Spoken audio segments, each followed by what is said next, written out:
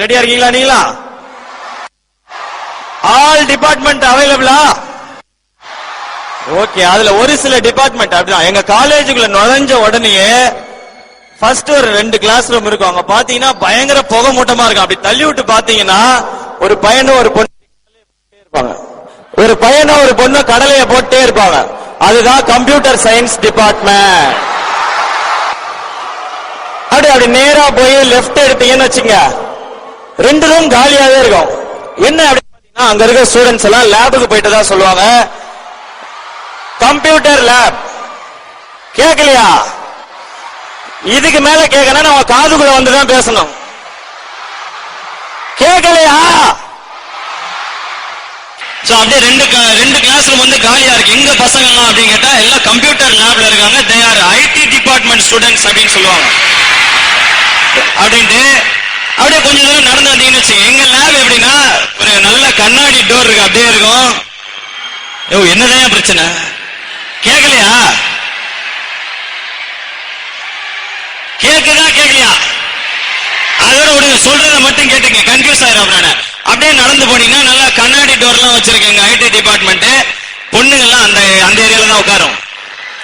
ஏன் பொண்ணுங்க மட்டும் இந்த இடத்த ஆக்குபை பண்றாங்க நான் ரொம்ப திங்க் பண்ணி பார்த்தேன்.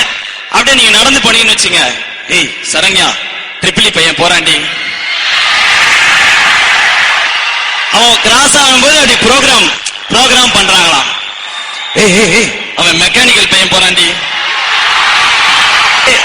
ID department information technology is grown up அப்படின்னு சொல்லிட்டு அந்த டிபார்ட்மெண்ட் விட்டு இப்படி வந்தீங்கன்னு வச்சுங்க, இன்னொரு ஒரு டிபார்ட்மெண்ட் இருக்கு. அது என்ன டிபார்ட்மெண்ட் அப்படின்னு பார்த்தா இசிஇ டிபார்ட்மெண்ட்.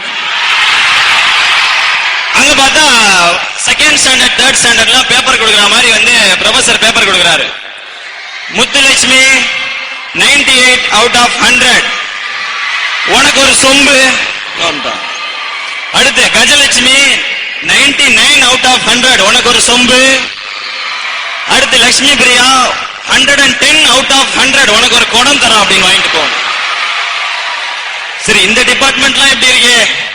இன்னொரு டிபார்ட்மெண்ட் கொஞ்சம் டிஸ்டன்ஸ்ல இருக்கும். அதுதான் எங்களுடைய மெக்கானிக்கல் டிபார்ட்மெண்ட். நடக்குதுன்னு உங்களுக்கு சொல்றேன். எங்க காலேஜ்ல தயவு செய்து புரிஞ்சுக்க, வீட்டுக்கு பத்திரமா போகணும். எங்க காலேஜ்ல அங்க பாத்தீங்கன்னா ஃபுல்லா ஒன்லி பசங்க, நோ கேர்ள்ஸ். ப்ரொஃபசர் வந்து நடத்திட்டு இருப்பாரு. தி தெர்மோடைனமிக்ஸ் அப்படின்னு சொல்லிட்டு இருக்கும்போது இங்க பசங்க எல்லாம் அப்படியே வாசலே அப்படி பாப்பானுங்க. 2 பொண்ணு போயிட்டு இருக்கோம். Listen to the class thermodynamics. இப்ப இந்த பக்கம் இன்னும் 2 பொண்ணுங்க லிசன் டு த கிளாஸ் அப்படின்ட்டு அடுத்து தெர்மோடைனமிக்ஸ் அப்படின்ட்டு ப்ரொஃபசர் என்ன பண்ணுவாரு,